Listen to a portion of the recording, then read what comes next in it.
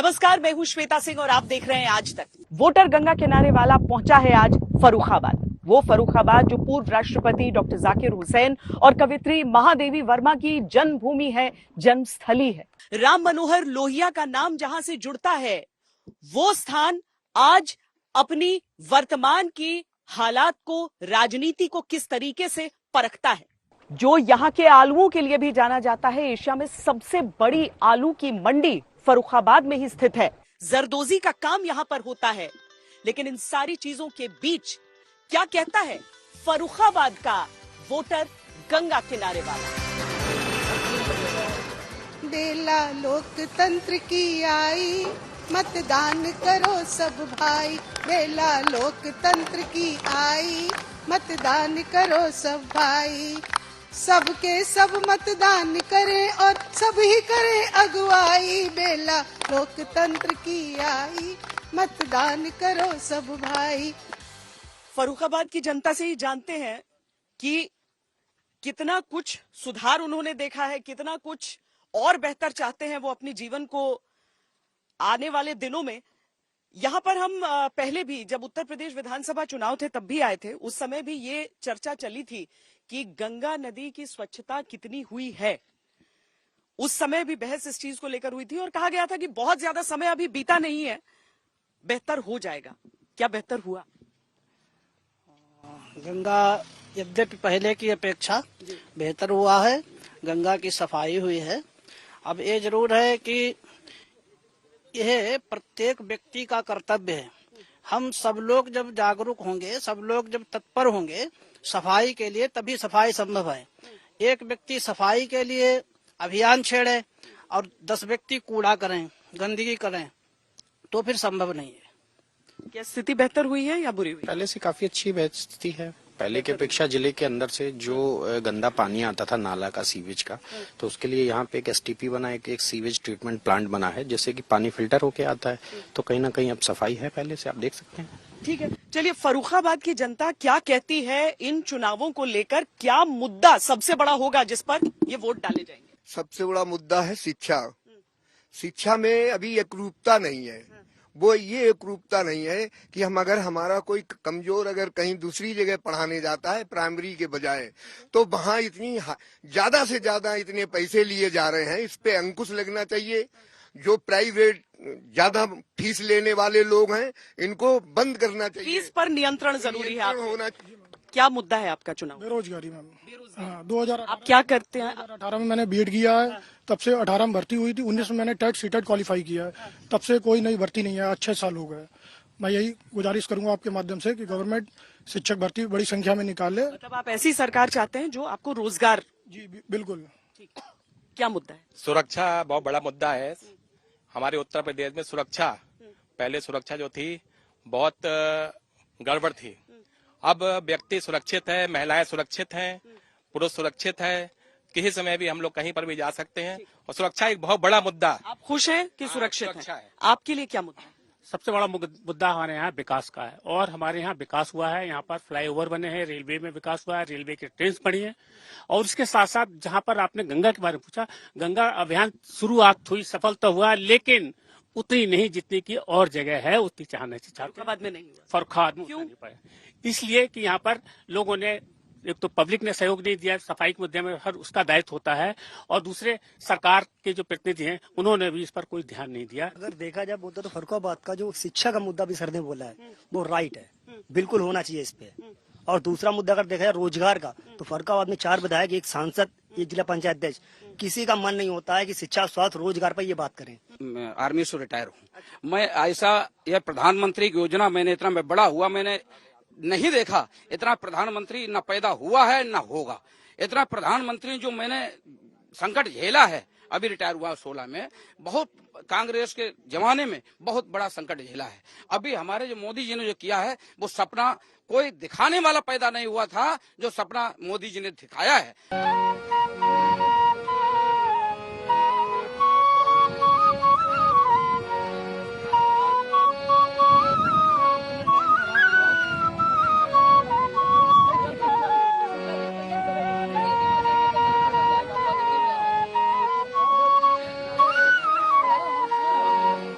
दिन क्या है, हम लोग दिन रात जानवरों को मतलब भगाना के मतलब आवारा पशु आपके लिए हमारा पशुओं के लिए सबसे बड़ा मुद्दा है किसानों अभी तक नहीं सुलझा, इतने अभी तक नहीं सुलझा है।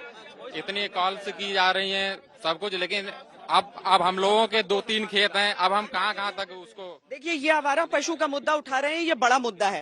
ये यहाँ पीछे दिखाइए, एसटीपी प्लांट 200 करोड़ की लागत से बन रहा है। इससे गंगा स्वच्छ होगी और इससे यहाँ पे रोजगार भी डेवलप होगा। ऐसा नहीं यहाँ लोग काम करेंगे, एसटीपी प्लांट में लोग एम्प्लॉयमेंट बढ़ेगा। दूसरी चीज नहीं चालू हुआ है बनने के बाद, चालू हो रहा है, बस चालू हो रहा है। जस्ट आप देखिए पीछे केवल पाइप पड़ना बाकी रह गया, 90% काम पूरा हो गया, 90%। और एक यही नहीं बन रहा, 200 करोड़ की लागत से दूसरा एसटीपी प्लांट बन रहा है बरगदिया घाट पे, दूसरा एसटीपी प्लांट बरगदिया घाट पे बन रहा है। उसके ये अब जो बात कर रहे हैं सुरक्षा व्यवस्था की, सुरक्षा व्यवस्था इतनी अच्छी सरकार में है, जो पिस्तौल भी अंदर जाती है, जेल में जहर भी जाता है और सब कुछ जेल में हो रहा है।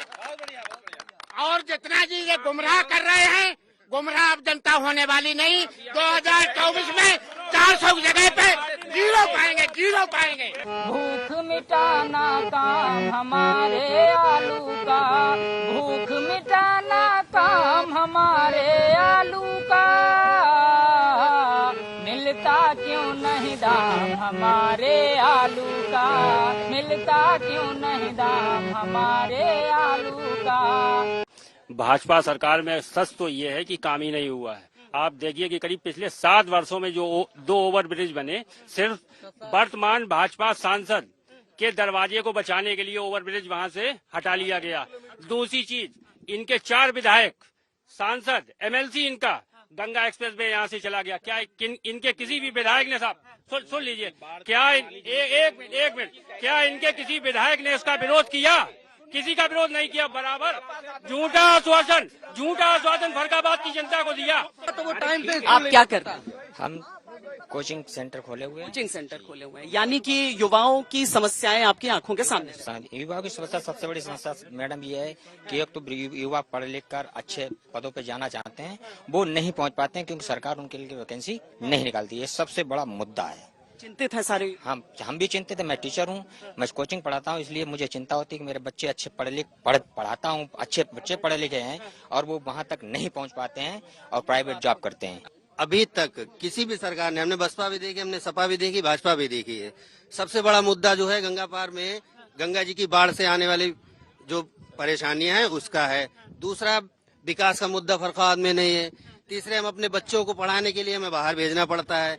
चौथे में बेरोजगारी के लिए भी हमें यही जूझना पड़ रहा है। कोई भी फरखाबाद, इतनी बड़ी एशिया की सबसे बड़ी मंडी आलू की फरखाबाद में है और हमारे लिए कोई यहाँ पे रोजगार का कोई साधन ही नहीं है। कोई जॉब नहीं है, कोई फैक्ट्री नहीं है जिससे किसी युवाओं को कोई जॉब मिले इधर लोकल में, दिल्ली को। देखिए, 2 स्पष्ट बातें यहाँ पर सुनाई दे रही हैं। एक तरफ कुछ कहते हैं कि सुरक्षा हम ज्यादा महसूस कर रहे हैं और केंद्रीय नेतृत्व की बात कर रहे हैं, दूसरी तरफ स्थानीय समस्याओं की बात हो रही है।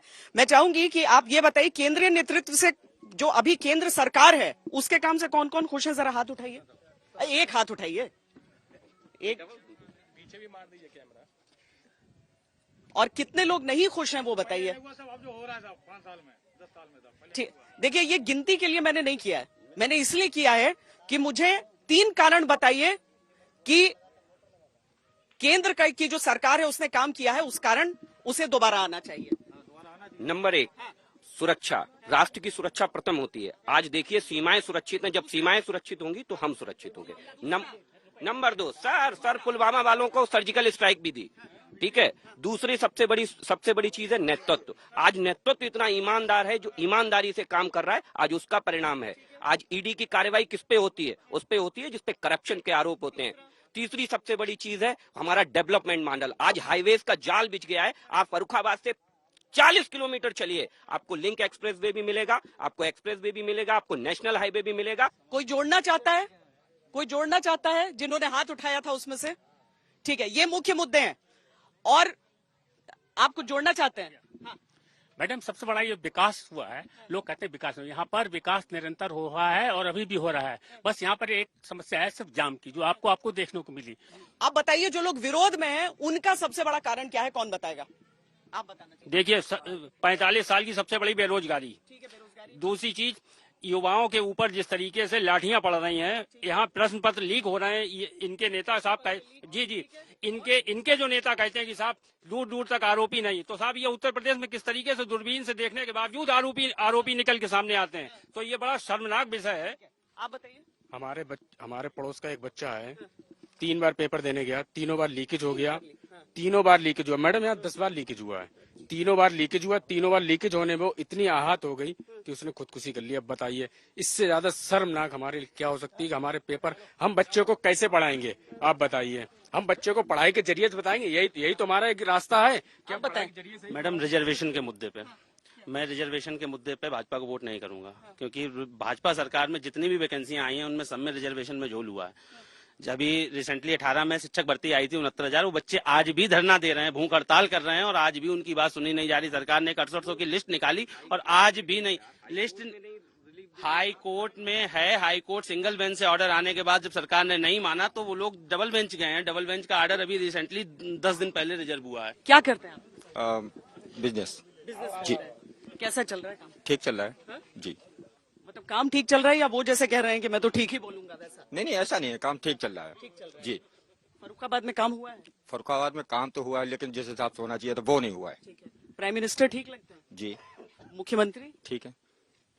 मतलब वही लोग बेहतर करें या दूसरा आदमी आगे? हमारे यहाँ के जैसे 4 विधायक हैं और 1 सांसद दिए हैं, तो इन लोगों ने कोई काम नहीं किया फर्रुखाबाद के लिए। मतलब टॉप का आदमी ठीक लग रहा है, नीचे का आदमी खराब लग रहा है। बिल्कुल बिल्कुल। पर ऐसे भी तो काम नहीं चल सकता है। बिना तिथि के जो घर आए उसे मेहमान कहते हैं, नियत में खोट जो लाए उसे बेईमान कहते हैं, पराया दर्द अपनाए उसे इंसान कहते हैं, बिना मांगे जो दे सब कुछ उसे भगवान कहते हैं। हमारे यहाँ के बच्चों के लिए कुछ भी नहीं है, कोई पार्क नहीं है, कोई ऐसी जो एक सार्वजनिक लाइब्रेरी होनी चाहिए उस तरह की कोई लाइब्रेरी नहीं है, कोई ऐसा स्थान नहीं है जहां बच्चों को ले जाकर कुछ मनोरंजन कराया जा सके। तो ये बहुत बड़ा मुद्दा है। हमारे यहाँ के बच्चे जान ही नहीं पाते हैं कि पार्क क्या है और इस तरह की चीजें क्या हैं, कुछ नहीं जान पाते हैं। दूसरा जो यहाँ पे सबसे बड़ा ये देखने को, कूड़े की कोई व्यवस्था ठीक से नहीं है। आप कहीं पर भी अभी सड़क पे निकलेंगे ना, आपको जगह जगह ढेर लगा मिलेगा। मैंने खुद इतनी बार पॉलीथीन मुक्त फर्रुखाबाद बनाने की मुहिम चलाई और लोग मुझे पहचानते हैं कि ये मोमिया छीनेंगी, लेकिन फिर शासन की तरफ से सब बंद हो गया। मैं मतदाता जागरूकता अभियान कार्यक्रम चला रही हूँ जिला निर्वाचन कार्यालय की ओर से, तो ये गीत मैंने खुद लिखा था, तो आज छोटा सा सुनाई। हाँ, बेला लोकतंत्र की आई, मतदान करो सब भाई, बेला लोकतंत्र की आई, मतदान करो सब भाई, सबके सब मतदान करें और सब ही करें अगुवाई, बेला लोकतंत्र की आई, मतदान करो सब भाई। फर्रुखाबाद ने समाजवादी पार्टी से भी सांसद दिया है, भारतीय जनता पार्टी से भी सांसद दिया, कांग्रेस से भी सांसद दिया, मगर किसी की मानसिकता ही नहीं रही है फर्रुखाबाद में विकास कराने की। क्या कारण लगता है? क्योंकि उनका कहना यह है कि हम ये कराएंगे वो कराएंगे। जैसे माननीय सलमान खुर्शीद जी ने कहा कि हम यहाँ पे आलू का उत्पादन ज्यादा है, बियर की फैक्ट्री डालेंगे, ये करेंगे वो करेंगे। वो विदेश मंत्री भी रहे, कानून मंत्री रहे, उस समय उन्हें फर्रुखाबाद याद नहीं आया। फिर हमारे माननीय मुकेश राजपूत जी हैं, उन्होंने कहा हम ये करेंगे वो करेंगे। काफी हद तक, कुछ हद तक उन्होंने किया है, वो भी 5%। 4 ओवरब्रिज मिले, उसमें 2 पे कार्य हुआ और जो तीसरे पे कार्य होना था वो कोठी की वजह से रोक दिया गया। सत्ता पक्ष से मैं एक प्रश्न करना चाहता हूँ, क्या भू माफिया जो ईडी की कार्रवाई होती है क्या विपक्ष के लिए ही है? सत्ता पक्ष में कोई ऐसा नहीं है। मैं भी पीड़ित हूँ, सत्ता पक्ष ने मेरी भूमि को अधिग्रहण कर लिया और यहाँ के जिला स्तर के लोग जो हैं वो उनको बढ़ावा दिए, क्षेत्रीय स्तर पहुंचा दिया। मेरे पास डॉक्यूमेंट है, लोग कह देते हैं सिविल में क्या कोर्ट केस चल रहा है, सिविल में मैं जीता हुआ हूँ, उसके बावजूद भी अगर मैं शिकायत करता हूँ कोई सुनवाई नहीं होती है। कहाँ कहाँ आ जाएगा जाके। अभी लाखों की संख्या में वृक्ष हटाए गए, इस बार गर्मी में लोगों की हालत खराब होने वाली है। तो आपके माध्यम से कहना चाहूंगा कि ऐसी व्यवस्था की जाए जो कि पुराने वृक्ष हैं उनको दूसरी जगह स्थापित किया जा सके। दूसरा हमारा है कि गंगा के तट पे सुरक्षा की बहुत दिक्कत रहती है, तो हम लोगों ने कई बार प्रशासन से मांग की है कि यहाँ पे 2 सुरक्षा कर्मी व्यवस्थित किए जाएं, जिससे कि लोगों की चोरी से लेकर अन्य चीजों में दिक्कत नहीं हो।